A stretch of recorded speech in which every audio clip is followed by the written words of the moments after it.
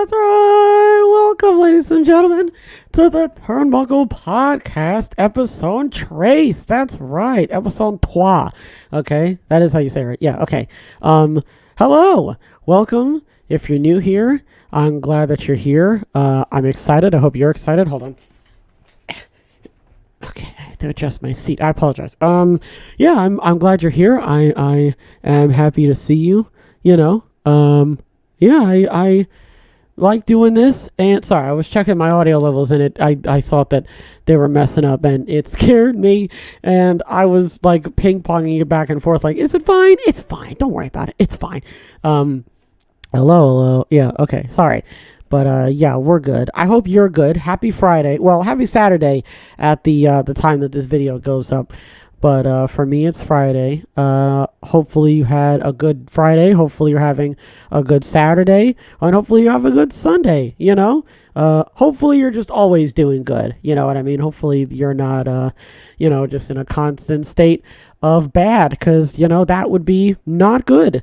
I should be a therapist. Well, I'm trying to think about how my week went. It was pretty mundane. I don't really get up to much, to be honest with you. I don't have a car, so there's not really much that I can go and do. But to be fair, if I had a car, still, there wouldn't really be much that I would go and do anyway, because I'm just not one of those types of people that has to go out every single week, Not that there's anything wrong with that. It's just, I'm just not those types of people. So, yeah, I mean, I've just been mainly focusing on, my stuff, which is just uploading and all that sort of stuff.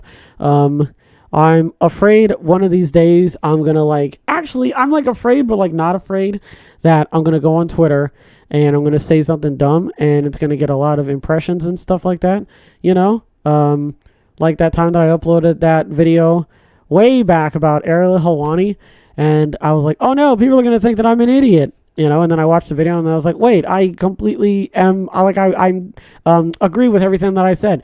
So I've got that going on. I love doing this. I love putting this together, and I especially love Rumination Station. That's definitely me. My highlight is looking for an article, and then I skim through the article, and I find an article that I really like. Okay, so one of the articles that I looked up was, why do marathon runners poo? And I was just like, that is a very good question. But then I was like, I don't think that we should be talking about that. I don't know how many people are going to be interested in reading an article about people who have to poo a lot when they run. So it is a thing, though. It is a thing. Just like the chafed nipples, like how you have to have sorry, I hit the mic. How you have to have the nipple covers when you're running, because your shirt will all that running is gonna grind against your shirt and stuff. And I've seen it. Okay, it's not very pretty. It looks gnarly, And the only thing that I think of is man, can you imagine the initial feeling of man, I'm starting to feel the chafing of my nips, but I'm in a marathon and I can't stop, or I have to poop, but I'm in a marathon, so I can't stop, that thought just, man, it really, and I don't know, just that alone was enough for me to be maybe I shouldn't talk about it in an article, so I'm not going to do that. I've got my shelf over here. I haven't been using my shelf a lot, and there's stuff on my shelf. It is being used currently, but I don't have it in my ringside videos, and I don't have it in the podcast, but that's only because there's no room for it, so I don't know. I mean, it is a nice, thing to have, but other than that, I feel like I'm not utilizing it as much as I could or should, I guess. But at the same time, I've got stuff on it, so it's not like it's, not serving a purpose at all, So at the end of the day, I don't really think I should feel too bad about my shelf. Okay, you probably noticed that sometimes in the ringside videos and sometimes in the Turnbuckle videos, the perspective kind of is it's weird. I look like I'm this way or that way. I don't know what to do about that. I do know what to do about that. I'm trying to line everything up properly so that I look straight on, I am looking into the camera as straight as I can. But sometimes when I'm editing or I'm watching the video back, I'm like, why do I look like I'm on a 45-degree angle? And I've been trying to combat that these last couple of days, and I don't know if I've been doing that good of a job. So if you've been noticing that. Just know I see it too, and I am trying to work on it, and I don't know how effective it is. I mean, other than that, you know, not really much else to say. I've just been, doing my thing online. And that's been it. So, you know what, folks? Without further ado, we're just going to hop straight into wrestling. So, first on the docket. On a recent House of Wrestling, Conan, quote, guaranteed he's going to bring a Lucha Libre show to a major U.S. network within the next 2 years. I'm very happy to hear about this. I know that I probably expressed my happiness in today's ringside episode, but I am very happy about this, mainly because I just want more wrestling.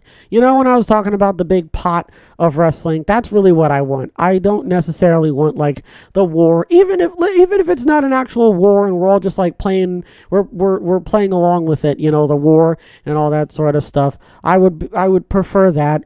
I don't like that WWE is just like, they're not branching out. Like AEW is doing things with Ring of Honor and NJPW, you know what I mean? And they've got people from all over the place. And then they've got people from AEW going to like indies shows and New Japan and stuff like that, you know? So I just like that AEW is at least extending the olive branch in some capacity. And I feel like if you really sat down with WWE, I think that in the next if you don't know, I have a cat, and sometimes I will just bury my face in my cat's tummy, or I will give her a bunch of close smooches because I love her. And, sometimes that equates to me having extra bits of hair all over me, so it just makes my face, it makes me want to, get my face together. But, other than that, man, I think that in the next couple of years, WWE and I was going to say WWE Nickcom, but like the point is I think that they're all going to come together and they're going to be like, look, man, we could really be doing a lot better with just our whole thing, right? Trying to get, different people onto our promotion and getting people from our promotion onto other promotions. I think that WWE is really not close to doing that, but I would say within the next 5 years, I wouldn't be surprised to see somebody from WWE still with a WWE contract over at AEW or Ring of Honor or something like that, because I think that we're out of that era. We're out. We don't have to be worrying about that anymore. I think we are well into the era of just enjoying wrestling, just everybody coming by and being like, hey, what wrestling did you watch? Oh, I watched this wrestling. Oh, that's amazing. I love that. Oh, I love it too. And then someone's like, oh, hey, what are you guys talking about? Oh, we're talking about what wrestling we like. And it's like, oh, wrestling's dumb. And they go, oh, okay. And then they both just walk away. Like, I think that even in general, I think we're just in that era now where like people don't have any time for people who are not, at least being open-minded to different hobbies and stuff like that. I think we are now slowly moving into the generation where it's just like, oh, you don't, if you don't like it, that's fine. But if you're one of those people that is like gatekeeping or like you're making a big stink, about it, then it's like, oh, whatever, I don't have time for you. And I like that. I like that we're moving into that. I think you're always going to have the minority of people that are going to feel very strongly about not wanting you to like a certain thing or not liking a certain thing that you like. But, at the end of the day, forget them, If you're into it, then it doesn't really matter. And that's why I like this so much, because not only are we going to, not yet. I don't want to say that we have Japanese wrestling, but we have AEW, which I think is like its own category. It's like I said, it's hardcore. Like they're not afraid to have somebody have like a crimson mask on that show. They say shit on that show, like they've got like barbed wire everything on there, and they have like Texas death matches and stuff like that. Like they are not afraid to get their hands dirty, and WWE is very afraid of that. Like the only time that somebody bleeds is the hard way, like when they get like hit upside the head by something by accident, and I think, I'm not saying the WWE has to do that, but that really distinguishes the two brands. I think it distinguishes AEW and WWE as a whole, because one of them is willing to like jump in and roll around all in the mud, and WWE is like, no. And it's like, all right, yeah, that's fair. And I like that. I do remember way back when New Japan was trying to get on Access TV, and isn't Impact on Access TV right now, if I remember correctly? And MLW is also on like a TV network, right? And just hearing the fact that Conan is trying to get a Lucha Libre style wrestling show on a major network, that's good. Just because, like, it's good to know that we are now in the era where like it's just all about like wrestling and liking wrestling and not trying to gatekeep or trying to like stonewall, the overall wrestling landscape. I mean, it'd be very, very interesting if we went back to the territories, I was gonna say modern day, but like back in the day, but yeah, I mean, we don't even have to do that. I'm just glad to know that there's gonna be wrestling out there for somebody, and even if you're not like a wrestling fan, uh, it's good to know that if you would like to get into wrestling, there's different types. And if you watch WWE, then you're like, oh, I don't like that. Then you can have AEW. And if you don't like AEW, you can have Ring of Honor. If you don't like Ring of Honor, you can have MLW, and so on and so forth. And I just like that there's a lot of different avenues, that people can go down, because I think one of the problems that wrestling has is, I'm sorry I haven't been looking. I'm like, I look away to like think. I just have to like stare off at something. Yeah, man, I like the idea that that there's a lot of different avenues for people to go down. And I think that the problem with wrestling now is just like, I'm not saying it has to be mainstream, but I think the issue is just like, it's just like, I don't know, like I would argue that there's a huge portion of wrestling fans, but I feel like if you asked like Daryl about it, like if you asked like Bob about wrestling, he'd be like, oh, Stone Cold and the Undertaker. It's like, I don't know, it doesn't really it doesn't have to reach the mainstream, but that's kind of why they were like, hey, if Logan Paul won, that would kind of do wonders for us. And like, oh, no, Jokic won the championship and Holmes won another Super Bowl, give him a belt. I think that's their attempt at trying to like get the WWE really in the public eye, not so much wrestling. I feel like at one point AEW was trying to do that, but they kind of like, waned off of it a little bit with I don't even remember his name. They have like a stable, and Scorpio Sky and Ethan Page was in it. Do you remember my man? He's like a UFC commentator or something like that. And an article came out. It was like one article, and it was like, sorry if you can hear the motorcycle. It was an article that was pretty much like, he was like, oh, if they have something for me, then I'm willing to come back. And like, we haven't heard from him since. So, obviously they're not really doing anything with him. Not to say that he's not doing anything, but yeah, I understand why WWE wants to be in the public eye. And in a perfect world, WWE wrestling as a whole is in the public eye, but it's not like scrutinized or anything like that. It's just, oh, there's basketball and football and hockey and lacrosse and wrestling and racing. It's just, I don't know, it's just like together in that, just that big amuse-bouche and everything. I think that does help with the TV deals and stuff like that, so that's just me. I think that it would be better overall at the end of the day if everybody just accepted wrestling as like this, phenomena. I don't know why I did that. I didn't even do it properly. I just wanted to do that. Anyway. But yeah, I'm now. It's not gonna happen for 2 years. That's the main thing. That's the main takeaway that we need to talk about right now, is that it's not gonna happen for quite a while. And I did say that on Ringside, that like, listen, 2 years is a long time. A lot can happen in 2 years, right? Like, imagine having to wait for your car to get out of the shop for 2 years. Like, you might as well just get another car at that point. Like, that's a really long time. And I don't want to sit here and be like, oh, we're gonna get this and that. I don't necessarily know. So I think that at the end of the day, it's best if you just sort of like, kept it in the back of your mind. Like I said, don't get your hopes up too much. That's nothing against Conan. It's just like, I don't want you to like be so sold on this thing happening and then like it doesn't happen, so that's just me. Next, while WWE had hoped to have Drew McIntyre back this weekend for Money in the Bank, PW Insider Relief reports nothing's been, quote, set in stone for him in plans for Raw, and, quote, there wasn't any buzz internally about McIntyre being included in the London pay-per-view.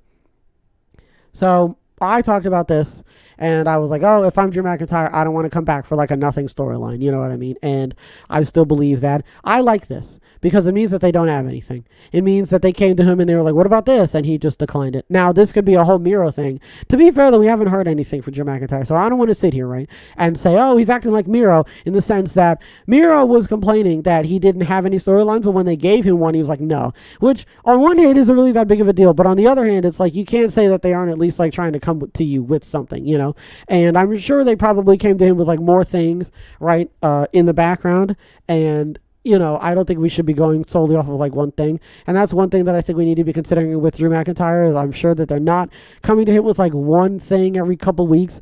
Or maybe they are. I don't know. It's really hard to say at this point. It's hard to really sit down and, truly I don't know, just pinpoint what exactly it is that they are like screwing up, and I don't want to say that, I don't know, because I know that it was about the contract. I thought he was sick, but apparently they have not negotiated a contract that he wants, and there wasn't any buzz internally, and nothing's been set in stone. So whatever they're trying to do or whatever's going on in there, it's not being nailed down, and that could be for a bunch of different reasons. That could be for a bunch of different like factors regarding like whether or not Drew is happy with the contract that he's getting, or whether or not they can think of like a coherent storyline for him to be in, or anything like that. Like, it's hard to really say at this point, just because of like all of the different variables that could constitute whether or not Drew wants to come back or not. So again, like I said though, if I'm WWE, I want to keep Drew. I don't want to let Drew slip through the cracks. I don't want there to be like something that like we missed out on, and like they're coming up to him and being like, we tried everything with you and we're just going to give up. Like, I don't want that to be the case. And I don't know. I'm not Drew, and I don't know. Part of me doesn't want to believe that he's just willing to sit there and, just be like, whatever, they're not, I'm not going to bother, it's like, I'm sure he's like sitting down and being like, all right, what do they have for me? And is this something that I really want to do? I don't necessarily know. There's not much to say because I'm not Drew and I'm not WWE and I'm not part of the creative team, right? That could potentially be going up to him and being like, hey, this is what I think would be best for you. Or, hey, what do you think about this? Or will you please agree to a contract negotiation, please, instead of just like ghosting us? I don't know. This is usually the conclusion that I come to in regards to contracts and stuff, because that's really, you boil it down, that's not really into my business, to be like, oh, they should go for this contract or that contract, or oh, they shouldn't do this or that. Like, who am I? I'm not like their lawyer or anything. I can't like read the contract. And even if I was their lawyer, I don't think I'd know what the hell I was reading. But then again, I wouldn't be a lawyer if that was the case. So I think ultimately, that Drew, if you ask me, I think Drew's sticking with WWE. I feel like if I'm Drew and I get a call from somebody, it's got to be worth my while. You know what I'm saying? It's got to be a pretty penny, because otherwise, what the hell am I getting out of bed for? You know what I mean? Like, Drew McIntyre's a former champion. He's been around the block a couple times. He's worked the indies. You know what I mean? Like, he knows what he's doing. So it just seems a bit silly for him to take anything less than what he's worth. Now, I don't know. I can't quantify that because, again, I don't know anything about that. Numbers isn't my strong suit. So I think at the end of the day, I think that he is going to come back. It's just going to take a little bit of effort on both parts. It's a two-way street. I don't want to sit here and say that Drew doesn't have to do anything. I think Drew needs to be able to reach out and be like, hey, this is what I want, and they need to be able to negotiate that, which I'm sure that's what they're doing. So ultimately, man, I think that at the end of the day, we just gotta like wait and see, what's gonna end up happening with that. Because other than that, man, there's not really much I can say, So next, WrestleVotes claims there are, quote, two very drastic finishes in play for the Bloodline matchup and Money in the Bank, but, quote, creative seems split on the decision. What's more, the Usos and Solo Sikoa did a run-through at a closed location to go over the match recently. All right, there's two drastic finishes, and we already talked about the three drastic finishes. At least I assume there's going to be three drastic finishes, and they're split on the decision. So here, follow me here, right? You've got the... Now, this isn't the main event. Apparently, the main event is Cody Rhodes and Dominic Mysterio, which, man, shouts out to Dominic Mysterio for getting a main event, all right? I don't even think he had... I think this is his first main event. I think. If I remember correctly, this is Dominic Mysterio's first main event match on a pay-per-view. I mean, man, that's awesome, man. I am so happy for him, and I love Dominic, and I love what he's been doing. I love what Judgment Day's been doing. I love everybody in that stable individually, and I love that they haven't gone down the cliche route of them, like, swapping out different people or, like, betraying one another or anything like that. Like, the only stable right now that is, like, like in some type of like dissension, right, is damage control. And what's her face, man? Dakota Kai is injured, so there's not really much that they can. It sort of looks like a tag team right now, but it is actually like a full on team. So yeah, I love Dominic and I love what he's doing, and shouts out to him. But sorry, back to what I was saying. So the three outcomes that I think are going to happen. The first one is the babyface outcome, where you got the Usos going over, and it's a happy ending, right? And they're out of the bloodline. I don't know. Okay, so all right. Last night, at the time of this recording tonight, but at the time of this video going out last night, Uso was like, "Yeah, if you're going to be out after this," and it's like, you guys don't get to make that decision. I don't understand how a match constitutes whether or not you're like the head of the table or whatever. It just seems a little bit weird that all of a sudden you guys have jurisdiction on whether or not he is in charge. It just seems a bit odd to be doing that. But listen, I don't know anything, okay? Like when he was like, "Oh, if I'm in, Paul Heyman, you're out." Like, what? No, you're not in charge. Roman is. So if Roman doesn't want Paul Heyman in, then Roman can say that. I don't think that you'd be allowed to make that call. But I think, okay, the first one is going to be the Usos winning and going over, right? And that's like a happy ending. The second one is Roman and Solo going over, and it's like, "Oh, boo, oh, we hate you," and that sort of stuff. And then they point to God and all that stuff. And then the third one, right, the wild card that I threw out was Solo just clears house, scorched earth, scorched earth, that was the boys reference. So I don't think anyone's gonna get that. Yeah, Solo just goes off on everybody. He's thumbing everybody in the throat. It's just absolute pandemonium. It's thumbdemonium out there, you know what I'm saying? Thumbomania's running wild out there in the ring. Solo Sikoa's just thumbing any man, woman, and child that he sees in a 5-mile radius, and it's just devastation all over the place. And then SmackDown, Roman's disheveled. The Usos are like, "Hey man, that's your thing," and Solo's like, "That's it, I'm going on a solo run," and you go in singles gold, happy ever after. Now I don't necessarily know what the split decision is. I assume that obviously it either has to do with the Usos going over or Roman and Solo going over, but I think the wild card is going to be that Solo goes by himself. But that seems a little bit weird because we're just now in the starting arc of the Usos detaching themselves from the bloodline. I think what they're going to do is they're going to have maybe Solo tease a solo run, but it doesn't actually happen. And that could be the next arc for the story is Solo going to betray Roman Reigns? Not so much the bloodline, because the bloodline isn't there anymore. It's just Roman and Solo. But I guess you could call it the bloodline if it's Roman, Solo, and Paul Heyman. But I don't think Paul Heyman's... Now, if we could go all the way back to when Sami Zayn was an honorary Us, right? Right? One of my running theories was that Paul Heyman and Sami Zayn were working together, and Sami Zayn was going to use Paul Heyman and vice versa to get out of the bloodline, I thought that Paul Heyman was going to do the thing that he did to CM Punk and Brock Lesnar, where he was just like, "Look, man, it's time to move on to a different client." But obviously that didn't happen. So what could happen now is Paul Heyman could be seeing that Roman is not doing so well as a leader, and Paul Heyman could be like, "All right, it's time for me to jump ship, right, and start looking at more viable options." And one of those options could be Solo Sikoa. I don't know how true this is going to be, right? That's my running theory. Well, that's one of my running theories, is that Sikoa could be going solo. Ooh, I genuinely didn't even mean to do that. I didn't mean to do that. I literally just said it, and then I was like, but I have no idea, right? I genuinely have no idea what direction that they could go. If you wanted to make a safe bet, you could just have the Usos winning, But then how would that happen? How would it happen? It would have to be some crazy shenanigans taking place, right?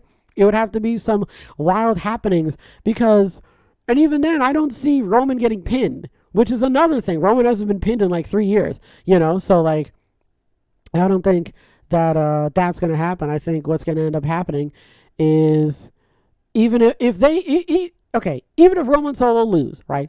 Solo's taking the pin. And if that's the case, then maybe that will lead to maybe both of those things will happen. Maybe the Usos will win, and that will equate to Solo being like, man, forget this. I'm out of here. And then he like leaves Roman in a huff, or he thumbs Roman and he's out of there. I don't necessarily know.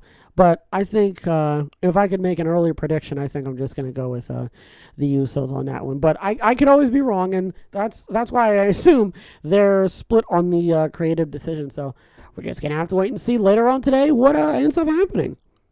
What else? Next, McMahon's fingerprints were on this week's Raw. So it says last night, but it's this week's. Per PW Insider, some of the site sources believe Vince's influence will grow as the Endeavor deal is finalized. Now, I wanted to talk about that last part. Vince's influence will grow as the Endeavor deal is finalized. Now, I initially was like, I thought that the finalization was done. I thought that once, WWE and Endeavor kind of like, shook hands on the whole thing, that was it. And we didn't really need to wait for anything else. But it sounds like Vince and Endeavor and WWE are all still like sitting in the office. And I guess, I don't know, finalizing the contract, I guess. Signing next to the X, putting your initial and all that sort of stuff. Like they're making sure that their I's are dotted and their T's are crossed and all that sort of stuff. At least that's as far as I can tell. I don't actually know. I don't know anything about that, and I'm not going to pretend to know about any of that whole contract hoo-ha, right? All the signings and the clauses and the Section B hooey. I don't really know a whole lot about that, and I'm not going to pretend to, but I assume that is what is going on. I assume that they are, sitting in the Ruby Tuesdays, singing about how they want their baby back ribs and all that, and coming to a conclusion at the end of it. I don't know. But hearing how Vince's influence is going to grow as the deal is getting finalized, that doesn't bode well. It doesn't bode well for me. And it also doesn't bode well for Triple H or Nick Khan, because they have gone on record to be like, yeah, man, this is actually stupid and dumb and ugly, and we hate it. And we would really like for him to not be here right now. Like, Dave Meltzer was literally like, they want him to not do that, and I mean, hearing that is good, because it means that hearing it from Nick Khan is good, because Nick Khan sees that there's obviously money in this, and he's like, hey man, you're screwing the bag up, so maybe you don't do that. But also, I posited, and I could always be wrong about this, right? But I posited that Nick Khan could just be saying that because he knows that the TV deals are coming up soon, and he knows that if the bag gets fumbled, then they're not going to have a bag, right, to fumble. And I could be wrong, right? I could always be wrong about that. And I completely and utterly and perfectly fine with me being wrong about that. But I wouldn't rule it out. I wouldn't rule it out that Nick Khan is secretly thinking to himself, I do want money. Money's good. And I like money. And I like having money. And I like being able to spend the money. And we're not going to be able to do that if Vince is, muddying things up for the money. If Vince is the reason why our bag is being fumbled, then we got to get him out of here. Or we got to work towards making sure that Vince, doesn't get in, dig his hands too deep on that, because you're messing it up. Like, get out of here. We don't want you in here. If that's what you're going to be doing, leave, go away, So, I don't know what's going to happen. I don't know what's going to happen. I feel like it's going to be Vince's word over Nick's. Although even I think Nick Khan is still the CEO, right? So I feel like if he needs to, he could get enough people together and they could get him out of here. But if I remember correctly, doesn't Vince still own most of the stocks? Either way, he owns most of the percentage in the company. And what else? He's the chairman, right? He's the head honcho. He's the big guy, So it would be very difficult to get him out of there. You know what I mean? You'd be very hard pressed to be able to find a loophole to squeeze him out. But to be fair, I mean, considering the fact that they got him out of there in the first place, obviously should tell you everything. But I don't know. Again, I don't really know a whole lot about that. So there's not really much I can really say on the matter. So I guess the hope is that, Vince gets out of there, or at least stops digging his toes into it. You know what I mean? So hopefully, we don't hear too much about Vince doing anything creative. To be fair though, I mean, there were a lot of times where apparently Vince stuck his hand in the cookie jar, and I didn't even notice, and everybody else on Twitter was like, "Oh, this is a Vince thing," and I was like, "Oh, okay, I guess this is a Vince thing."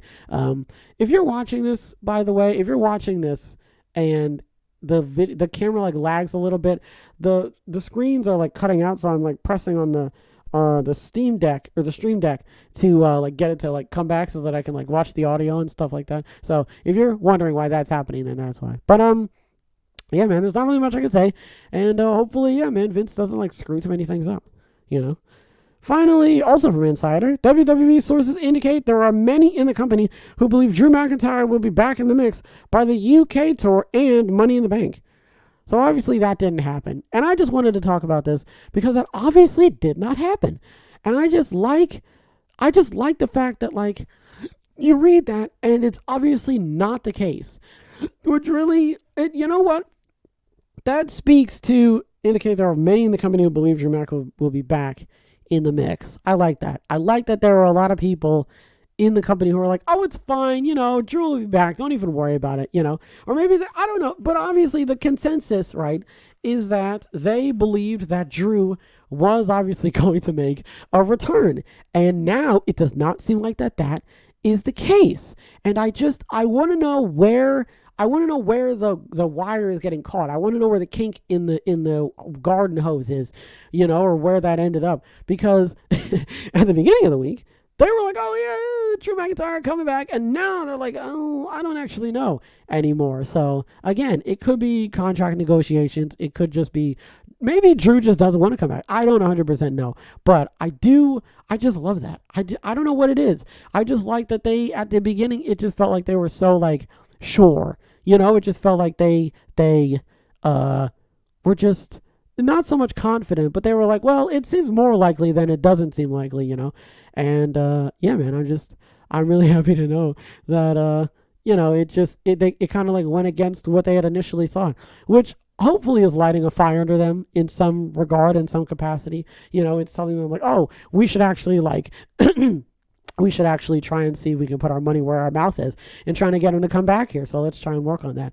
Again, I don't know if he'll be back. It doesn't seem like he's going to be back during Money in the Bank. So we're just going to have to wait and see if he does end up coming back sometime within the month or sometime next month. I don't 100% know. I'm not true. So it's hard to really say at this point, folks. So there's only so much we can do. And only thing we have left to do is wait. But I'll tell you what we don't have to wait for, folks. Well, actually, yeah, we don't have to wait for it because it's time for you to get your luggage and make sure you've got your tickets because we're heading over to Rumination Station. That's right, boys. We're heading on over there. I'm so excited. All right, so today's article. Why do we tilt our heads when being photographed? And this article is by Jake Rawson. Shout out to Jake Rawson. This came out on the 26th. So, the practice is called head canting, or tilting your head one side vertically so your forehead is no longer perpendicular to your shoulders. Imagine a horizontal line across your head and over your eyebrows. In head canting, the line is no longer parallel. You can also just picture a quizzical dog and get the same idea. In 2001, researchers at the I'm not making this up. Researchers at the University of Bologna, so Bologna, because I'm pretty sure that's how you spell Bologna, decided to examine the phenomenon. In a paper published in European Psychologist, the authors cited earlier papers in which canting could be interpreted as a submissive expression or as a way of signaling complacency. The researchers wanted to see how often it was done and how people responded. In the study, 51 women and 28 men were recruited from the university, brought into a room, and told that photos would be taken, but not the real reason why. The researchers then left the room and took photos remotely. Of the 79 people photographed, a total of 55 or 71% tilted their head either toward the right or the left without being prompted. Only 1/3 kept a neutral, stiff-neck posture. The researchers then asked participants to assess both their own attractiveness and that of others using the still photos taken. Images in which head canting appeared scored higher than the non-canting photos.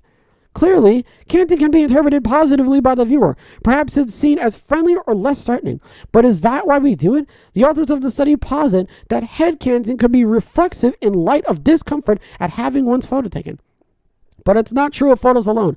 A 2001 paper in the Journal of Nonverbal Behavior examined 1,498 paintings featuring human figures completed between the 14th and 20th centuries and noted that head canting appeared in virtually half of them. Tellingly, the canting was most common in depictions of younger people than older ones, and virtually absent when a painting depicted a noble or a royal. And in a 2016 analysis, depictions of robots who were canting their heads were perceived to be more likable and less frightening than robots with rigid poses. Both lend credence to the theory that it might be construed as a submissive posture. Some head canting is intentional. Professional photographers advise subjects to tilt their head, believing it might accentuate the person's jawline or tighten the skin. Whether we do it for that reason or to signal a certain amount of agreeability is hard to prove scientifically, but it's certainly part of the communication between a photographer and the subject. So there you go. Now you know how fireworks work. Now you know why cheese, if cheese is actually, hold on, what was the first one? Hold on, I can go up. That was the second one. What exactly is American cheese? Now you know that it's called head canting. And sometimes people will see something cute and they'll go, no, and they'll tilt their head. Head canting. There's a name for it. You're canting your head. I did a head cant. I canted my head when I was getting my picture taken because I wanted to look younger, or I was a little bit uncomfortable, I don't really tilt my head all that much.